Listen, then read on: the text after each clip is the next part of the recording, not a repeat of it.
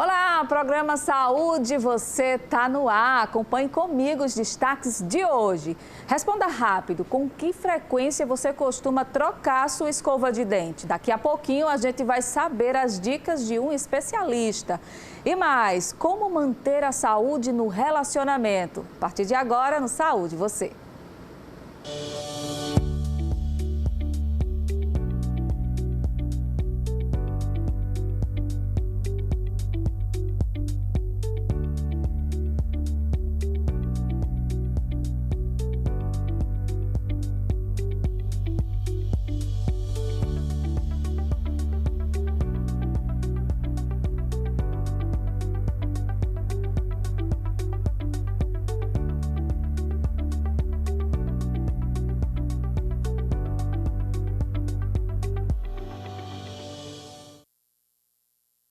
Olá pessoal, muito bom dia para você que está ligado aqui na programação da TV Arapuã. Estou chegando neste sábado para te fazer companhia aqui no Saúde Você. Já te adianto, tá? Que o programa está repleto de muita informação. Você já sabe, né? Nosso compromisso para falar de saúde, para que você mantenha aí a sua saúde em dia. É isso que interessa. Por isso já te faço o convite, fica comigo até o final. Tenho certeza que você vai gostar, tá bom? E olha só, com o calor e as mudanças de temperatura, o risco de formar pedras nos rins aumenta. Lucas Barros conversou com um urologista para saber como se cuidar para evitar esse problema que atinge milhões de brasileiros. Acompanhe. Dizem que a pedra nos rins é uma dorzinha muito chata. E para a gente evitar isso, né, com quem está nos assistindo, eu estou aqui com o Dr. Rafael Mourato, ele que é médico urologista. Dr. Rafael, primeira dúvida que eu tiro com o senhor, como é que se forma essa pedra nos rins? O cálculo renal ou pedra nos rins é formado por uma concentração a mais de cristais na urina. E como é que se forma essa concentração? O principal motivo é falta de água, né, gente? A gente, principalmente nós, paraibanos, vivemos em um estado quente, então a falta de água é um deles. O segundo motivo é sódio. Todo mundo pensa que tem a ver com cálcio, leite, então isso é um mito, tá, gente? Esqueçam essa história de leite e cálcio. Acúmulo de sódio, de sal. E lembrar que o sal não está só nos alimentos salgados. Está em comidas doces, processados, refrigerantes, por exemplo. E quais são os sintomas, né, de uma pessoa que apresenta pedra nos rins? Quando dá sintomas, o mais comum são dores muito fortes na região lombar, ou seja, aqui atrás nas costas. Ela pode vir para a barriga e pode vir também até para a região da virilha, ali. Alguns pacientes referem isso como a pior dor que já sentiram na vida. De fato, pode ser uma dor muito intensa, mas é comum pessoas também terem cálculos renais e não sentirem absolutamente nada, descobrirem isso em um exame de ultrassom, tomografia, que fizeram por outro motivo. Ô, doutor Rafael, para a pessoa que sente isso, né, que tem isso, para ela ser sarada, resolve com medicamento ou só cirúrgico? A grande maioria dos casos são pedras pequenininhas que não precisam de nenhuma intervenção, só precisam de um acompanhamento. Existem casos onde pedrinhas pequenas que se movimentaram, elas podem ser eliminadas com medicação, isso é um número muito alto. E aqueles que ela não sai sozinha ou com medicação, aí sim precisa de uma intervenção cirúrgica. Hoje as cirurgias são muito modernas, não existe mais para cálculo aquela cirurgia que faz um corte grande, nada disso. Tudo a gente usa muita tecnologia, cirurgias endoscópicas, usamos laser, por exemplo. Então são cirurgias que a pessoa na grande maioria das vezes faz hoje e vai para casa no dia seguinte ou mesmo no final do dia. Em caso de cirurgia, dura quanto tempo essa recuperação? Quanto tempo o paciente fica afastado das atividades? Por serem cirurgias muito modernas, sem cortes, sem sangramentos praticamente, a recuperação é rápida. A alta ocorre no dia seguinte e ele pode voltar para suas atividades normalmente entre 5 e 7 dias após a cirurgia. A orientação de um especialista muda tudo, né, minha gente? Por isso, ao surgimento de qualquer sintoma, procura um médico, tá? Não guarda para você não. Alimentação saudável, claro, atividade física, se hidratar também pode contribuir aí para que você tenha qualidade de vida, tá bom? Olha só, você sabia que um relacionamento saudável reduz os níveis de estresse e contribui para a melhora do seu bem-estar e da sua saúde mental? Mas o que faz uma relação amorosa ser saudável? Para a gente falar sobre esse assunto, eu estou recebendo aqui no estúdio o psicólogo Eudes Nascimento, que está aqui com a gente, para passar muita informação sobre esse assunto. Primeiramente, seja bem-vindo. Bom dia. Bom dia, obrigado pelo convite. Pois é, vamos começar assim, falando na escolha, né? Relacionamento amoroso. Como escolher bem um parceiro? O que é que eu tenho que identificar ali naquele primeiro encontro, naquela troca de mensagem? Hoje a gente sabe que as pessoas estão muito, né, nos aplicativos, na internet. Tem alguma dica, alguma orientação para já nesse primeiro contato a gente saber se vai dar certo ou não, Eudes? Tem sim, tem algumas dicas importantes, inclusive. A primeira delas, a gente diria que é justamente o autoconhecimento. O autoconhecimento nosso, principalmente, mais nosso do que com o outro. O autoconhecimento seria a gente saber, entender os nossos sentimentos, o que nós estamos sentindo e o que nós queremos em um relacionamento.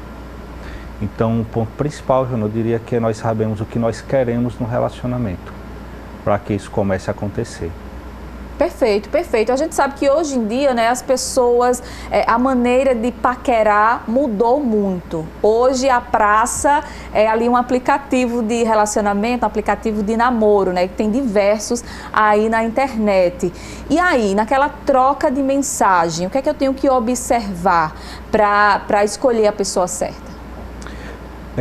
A partir do momento do autoconhecimento, que nós sabemos o que queremos no relacionamento, começamos a perceber se aquela relação que está se dando condiz com o que eu espero. Não é necessariamente se o outro se encaixa em mim, mas se encaixa no relacionamento. Né? Com o uso de tecnologias, com os filtros que se usa hoje, nos aplicativos, a gente vê uma certa categorização dos relacionamentos. Isso pode ser arriscado, porque as pessoas começam a categorizar o tipo dos relacionamentos. Então não vem a pessoa em si, o que pode ser construído a partir dali. Então o que é essencial para iniciar um relacionamento saudável deve-se partir do diálogo, que é essencial, diálogo, respeito e cumplicidade. E repetindo, o autoconhecimento é essencial, porque, como até alguns teóricos dentro da psicanálise colocam, nós tendemos a refletir no nosso relacionamento a forma que estamos nos sentindo. Então, muitas vezes pode ter sentimentos e frustrações do relacionamento que não condiz diretamente com o outro, mas situações minhas que eu não consigo lidar e acabo refletindo nisso. E aí, depois que o homem e a mulher, né, tá envolvido ali, tá no relacionamento, tá namorando, mas mesmo assim eles continua ali no Instagram, na internet, curtindo, comentando foto de outras mulheres, outros homens. Até que ponto isso pode ser considerado uma traição? Até que ponto isso pode trazer esse enfraquecimento dentro do relacionamento, na intimidade do casal? Sim, isso pode trazer consequências, porque quando a gente fala nesse sentido de curtir fotos, compartilhar Instagram, seguir pessoas no Instagram, em um relacionamento amoroso, isso pode ser feito ou pode não ser feito, a questão não é essa, a questão é até que ponto o outro se sente confortável. Então, seja qualquer atitude de rede social, de curtir foto, de seguir, se o outro se sente desconfortável, então é importante ouvir esse desconforto. E aí o diálogo eu acho que é muito importante, né? Você chegar para outra pessoa e dizer assim, olha, eu não gosto disso, deixar bem claro, né, o que você espera de um relacionamento. Muitos casais perdem ou por motivos de vergonha, enfim, não acabam deixando esse diálogo de lado. Até que ponto isso é arriscado para esse relacionamento? Não conversar, não dialogar. Olha, a partir do momento que existem situações em nossas vidas que nós não compreendemos, tendemos a dar hipóteses ou ideias do que pode estar acontecendo. Ou seja, começamos a pensar a respeito e a partir desse pensamento projetar respostas. Isso é natural do ser humano. Só que esse pensamento pode ser um pensamento errôneo. A nossa mente pode nos enganar e ela muitas vezes nos engana. Então é como diz aquele ditado popular, o óbvio precisa ser dito. Então, se a pessoa sente-se incomodada, é importante falar para aquela pessoa, ouvir o porquê está incomodando. Porque a gente já parte para uma outra situação. A partir do momento que a pessoa não consegue ou não tem esse diálogo dentro do relacionamento, busca dialogar sobre o seu relacionamento com outras pessoas. Pessoas essas que não têm a percepção de quem está no relacionamento. E a partir daí acaba se tornando ainda mais complexo. E o distanciamento aumenta e a partir daí começa a surgir mais atritos. Então, o gerenciamento de conflito e lidar com conflitos também faz parte do relacionamento. E o principal, um dos pontos mais importantes de lidar com conflitos no relacionamento é saber lidar com as minhas emoções e como eu me coloco. Evitar xingamentos, discussões, críticas, depreciação. Existe a mágoa, existe a tristeza, mas o outro não pode ser culpado ou responsabilizado por isso. E aí tem aquela famosa DR, né? Que é o discutir a relação, que nada mais é do que sentar e conversar. Só que quando a gente fala assim, vamos ter uma DR aqui, parece que a gente está dizendo assim, vamos ter uma discussão, né? Senta aí que lá vem confusão. E não é isso, né? A gente precisa passar essa informação de que discutir a relação em determinado momento vai ser importante para esse casal continuar. Deve ser. É tanto que hoje existem tantas dificuldades com relação a diálogo nos relacionamentos, que muitas pessoas, muitos casais procuram a terapia, procuram um psicólogo para fazer essa mediação. Uhum. Né? Para a gente fazer essa mediação no relacionamento, porque a comunicação não está acontecendo.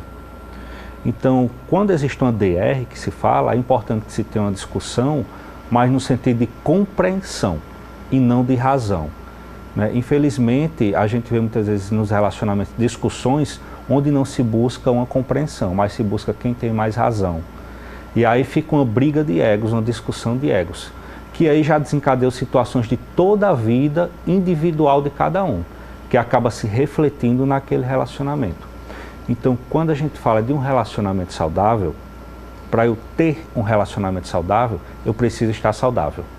E é importante a gente falar aqui também que a gente está falando de relacionamento saudável e não um relacionamento perfeito. Porque muitas vezes as pessoas podem até confundir, né, o relacionamento perfeito, aquele que não tem briga, aquele casal de propaganda de margarina, né, como a gente costuma dizer, e não é isso, né, porque num casamento, num relacionamento que é saudável, também tem discussão, também vai ter ali um certo atrito. Mas como a gente identifica que a gente está dentro de um relacionamento saudável? O relacionamento saudável, né, aquele que ele traz um crescimento, um amadurecimento, uma cumplicidade. Né? Os objetivos, nós temos objetivos e sonhos individuais.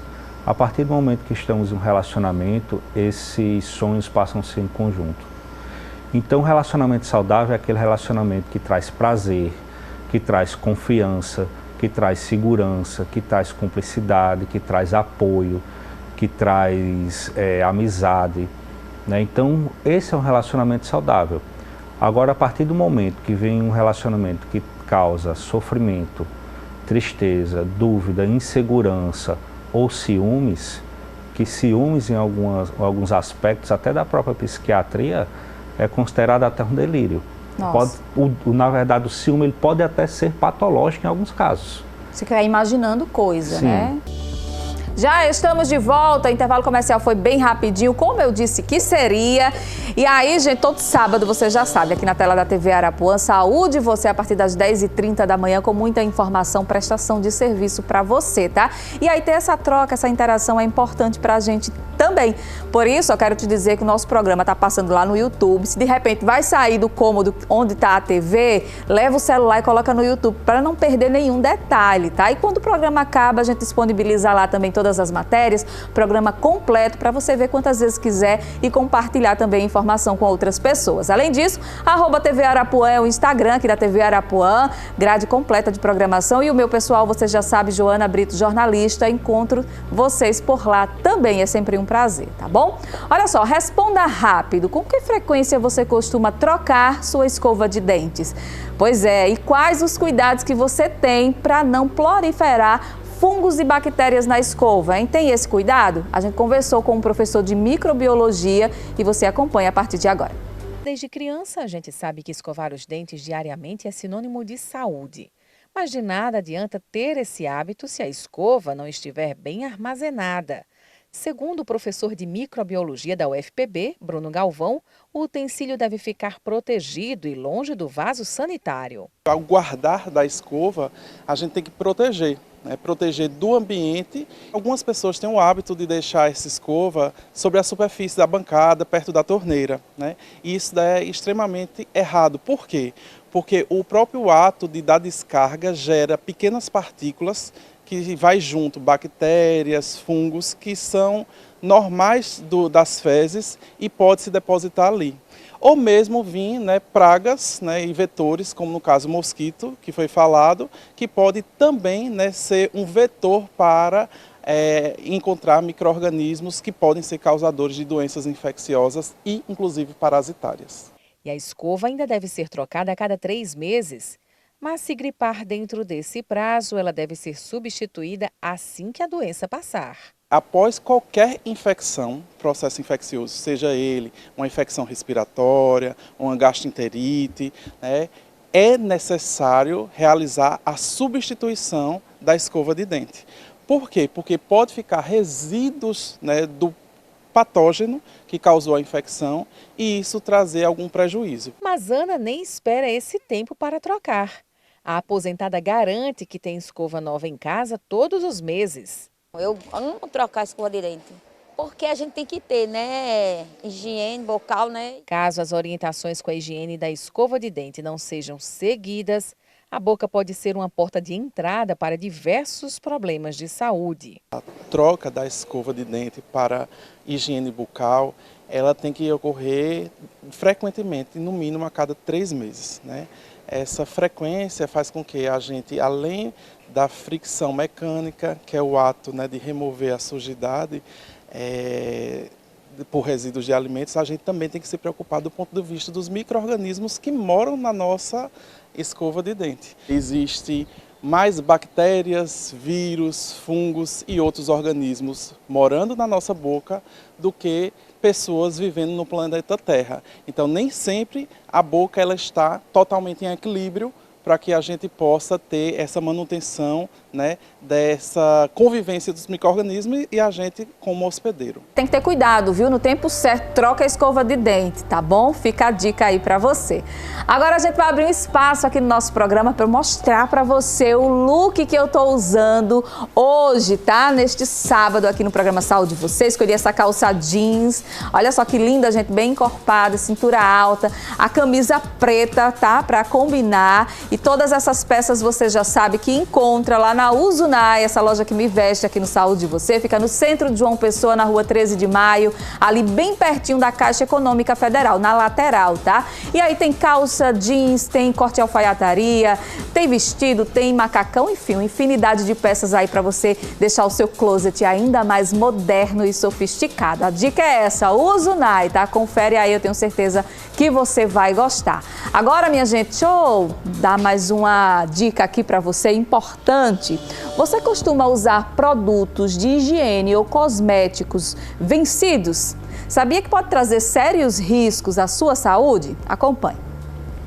Certamente, vir ao supermercado exige pressa, nem todo mundo está aqui para perder tempo. E nessa seção de produtos de higiene pessoal, de banho e beleza, com essa infinidade de marcas e produtos, será que no dia a dia, na hora das compras, a gente se atenta à data de validade deles? Esse professor universitário tem uma dica que não falha. Não comprar volumes grandes, comprar pequeno porque consome dentro do prazo. Já essa dona de casa confessa, nem sempre dá tempo olhar a data de validade. Na correria da feira, com o menino pequeno, dá tempo olhar a validade dos produtos de higiene? Não, não dá.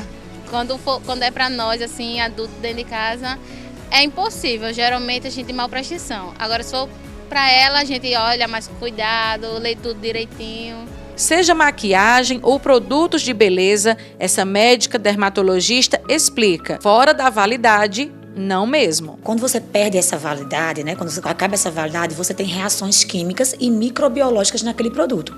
Então você tanto vai perder a eficácia, como você vai facilitar o surgimento de doenças. Tanto riscos de doenças alérgicas, né, irritações, inflamações, vermelhidão, como também, inclusive, infecção, ou por fungo ou por bactéria. O risco de problemas mais graves, como a perda da visão, existe. Se você percebe logo, procura o oftalmologista, lava inicialmente aquele local com água abundante, né? Sempre lembrar de nunca colocar outros produtos, porque pode ter reação química, né? Então, se você vai de uma forma inicial, aí você tem quadros leves de conjuntivite, de blefarite. Então, um simples colírio pode resolver.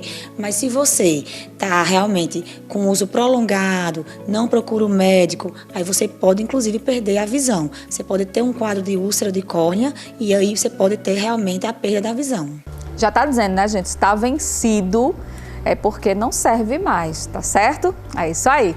Olha só, quero agradecer demais a sua companhia, a sua audiência neste sábado. Muito obrigada. Nosso programa chega ao fim. No próximo sábado eu estou de volta a partir das 10h30 da manhã aqui na TV Arapuã. Espero você, tá? Até lá.